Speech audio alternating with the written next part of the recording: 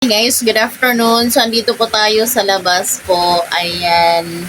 Time check po tayo is 4:06 in the afternoon na. So, kape-kape po tayo. Kape.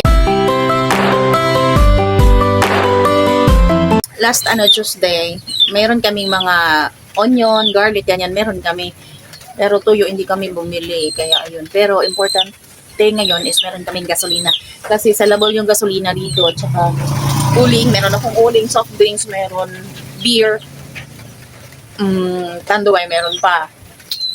Ano lang, yung Red Horse, naubos na yung Red Horse. Ang meron dyan is Grande. Pero kaya na natin. Dito kanina yung yung Coke, paano lang Coke.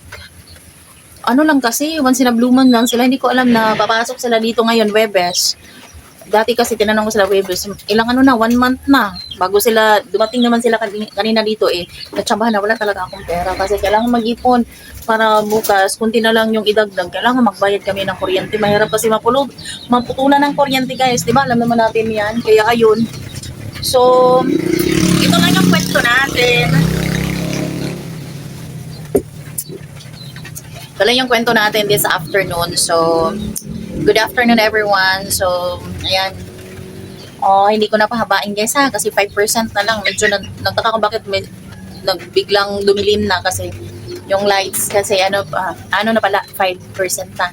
So, ayan. So, thank you sa panonood niyo guys. So, kung sino yung mga incoming viewers natin dyan. Thank you so much. So, kung magustuhan nyo tong video na to, so kindly like, comment, and subscribe po. And pakihit na po sa notification bell para updated kayo sa susunod pa natin ng mga video guys. Sa lahat natin mga kasari. Ayan. Sa mga silent viewers natin, sa mga new viewers natin dyan. Ayan. Thank you so much sa lahat ng mga subscribers natin. Thank you so much guys. At sa lahat ng mga friends natin, thank you so much. And sa lahat ng mga natin. Ay mga tita! Gano'n ka? Wala, nakatuwag po tayo guys. Masarap ang kape, mainit na kape, tapos ang lamig ng panahon, medyo nag-inday-inday na naman din yung ulan. Nag-inday-inday. So, dito tayo, upo-upo muna tayo kasi walang bumili at saka wala kaming egg. Ano ba yan? Ayan, good afternoon sa ating lahat. Kumusta po tayong lahat dyan? Ayan, kumusta po ba sa inyo? Dito sa amin is maulan. Uy, yung baka namin andun. Kawawa yung baka, no? Kahit maulan, ayan.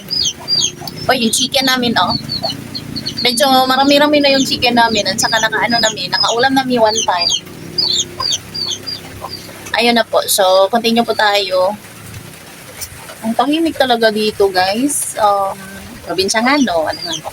Basta probinsya, tahimik. Ayan. Pero, yun na. Yung pera, hindi siya as in, Hi! Anak ng aking ninang. Kwentuhan tayo, guys. While wala pang taong bumili. Ayan. So, maulan dito sa amin. How about sa inyong lugar dyan? Kung sino yung makapanood, just comment your location po kung saan kayo, kung hanggang saan yung video ko at sino yung nanonood sa akin. Kasi isa or dalawa na lang yung nanonood ng aking video. Nang dahil lang po sa akin din na hindi na ako masyado active dito sa YT. Sa kadami-daming dahilan. Kaya ayun yung rason. Kaya ito yung natin this afternoon. Kaya tayo, andito yung friend ko guys. Wala ka akong cigarette. Namalit ka dito? Namalit ka ang sigarilyo? Wala yung sigarilyo dito? Naay lalabag na, pero kailangan one rib. Wala man ko'y budget sa one rib.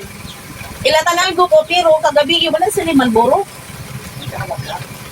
Ayan nag-content. Ayan si Kuya. Ulan. Sige. Oo. Kaya, so, ito yung natin ngayon. Tahimik dito. Ako lang mag-isa, guys. Tapos, si Mister wala dito. Yung anak ko andun sa kabila. Half day lang yung klase ngayon kasi suspended. Basta may ulan, kaming na ulan, suspended yung klase dito na area, guys. So, ayan.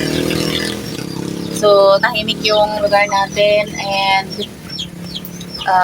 ito po, tabi muna tayo. May dumaan dito kanina na malunggay pandesal. Hindi ako bumili kasi yun na po, sa kadahilan ng ang daming rason.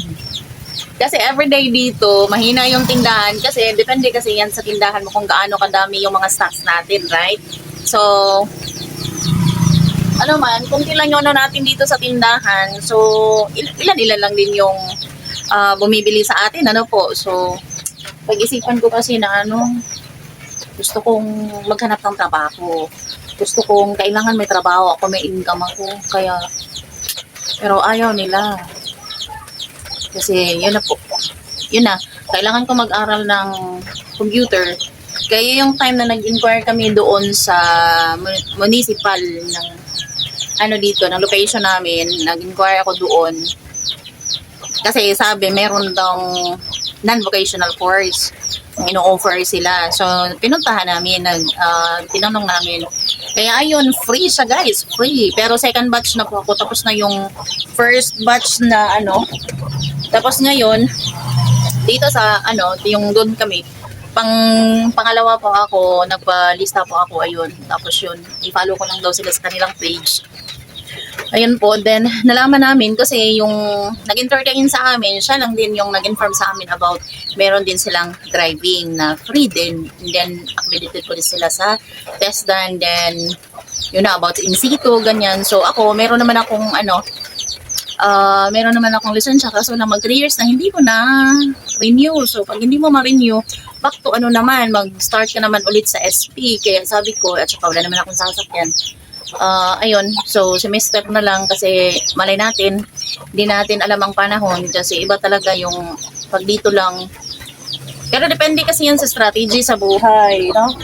Depende sa strategy kung paano mo i-handle yung buhay. Andito kami sa nila, sa location nila, andito yung may lupa sila, ganyan. Yun na po. So, gusto kong maghanap ng way kung paano ako makahanap ng paraan na meron din akong income. Tapos yun ang sabi nila, kaya ayun. So, kailangan ko mag-aral ng computer. So, ayun, nag-inquire kami and then second batch ako, mga April pa siguro daw yun, pero napalista ako ng name na doon. Then semester is, dali lang, diretso sila. So, sa kanila is 15 days yun, then free. So, it's a good opportunity na po sa kanila kasi free. Kasi yung sa akin dati, kasi kailangan kong mag-abroad sana ako pa Sweden, kaso lang hindi natuloy. Ako yung give up. Yung tapos na ako sa immigration, pag-8 na sana ako, palipat na sana. Ako yung nag-give up kasi basta hindi peaceful yung mind ko noon kasi palaging 2019 ata yun, palaging may lindol dito doon sa Davao at saka doon sa amin natamaan yung kung saan nakatira yung parents ko, yun. Kaya ako yung nag-give up. So, hindi natuloy pa Sweden dahil nag-resign ako sa work ko noon. Kaya, kumuha ako ng yung lisensya ko noon kasi kasi kailangan. Ayun, kasi gano'n naman talaga daw pag mag-abroad ka. Kung pwede lang sana daw, marunong ka talaga mag-drive. Kaya, yun, kumuha ako ng driver's license.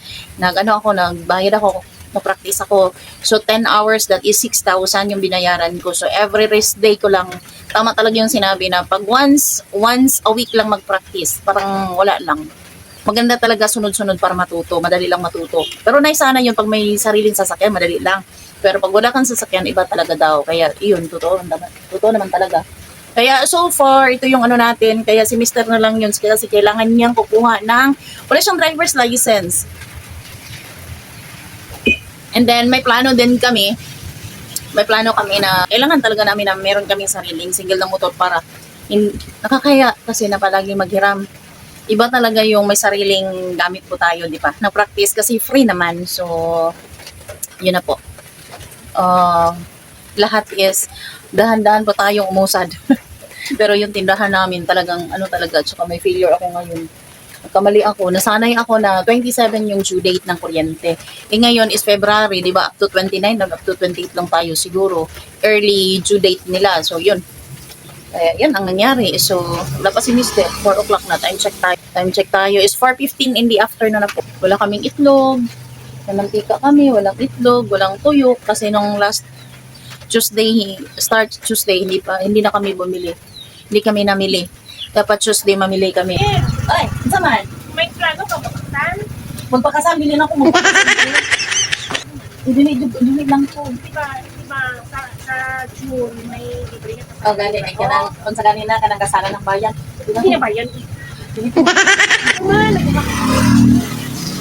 Dili na po. Na, free kasal. Oo, malilingkon ba? Oo. So, Nice man, pero ang burag bugar man sa akong lughan. mag-adult back ka, bigyan na sa Saturday, kahit adult back. Dili pa ko kalihok kung kaya wala ko yung mga gamit. Wala ko yung mga ano sa kong sarili, wala. Ang sunod na ko, napamagya ko na. Thank you. Nice pa yaon ba, di ba? Imo kong inform din.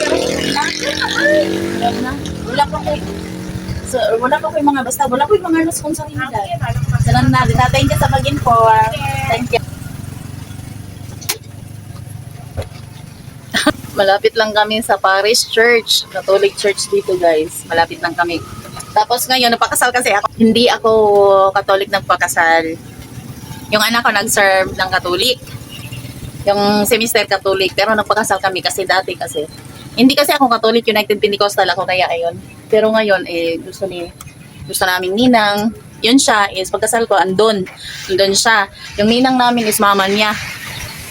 Ayun, sila yung nagsabi na mas maganda kasi bukod daw. Pero wala pa akong ano talaga sa sarili ko. Mataba naman ako masyado Wala akong mga damit, hindi pa ako bumili ng damit, guys. Wala akong budget for now. Hindi pa ako prepare. Maybe next time na siguro. Hindi naman dapat tanggihan ganyan kasi yun na po. Para maano din, may explanation. Ganon. Hindi ko masyado ma-explain kasi hindi naman ako katulito. Graduate yun siya ng education. And then ngayon, nasa simbahan po siya.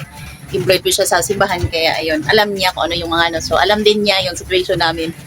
Kaya ayun, nag-inform siya sa akin, but so thankful about it kasi napakalaking na din yan na pinuntahan talaga ako dito, dinaanan na ganito, ganyan, di ba no? So thank you so much, Day. Uy, yung anak ko, pinuntahan yung uy, ang baka pala kay Gibuian. May i-share ko sa inyo. Malakas naman din yung ulan. Ayun, yung anak ko, ayan. Ano kasi yung baka namin, so yung baka namin is hindi nakatali, pinabayaan lang dyan, kaya ayun. Pinuntahan ni Steve, ayan, pinuntahan ni Steve Lee. Wala, si Steve Lee, hindi pala tinali yung baka. Yan, anak ko yan, wala na kasi silang klase, suspended yung klase kanina, ayun. Wala din na natali ganina, Teb. Wala gitali.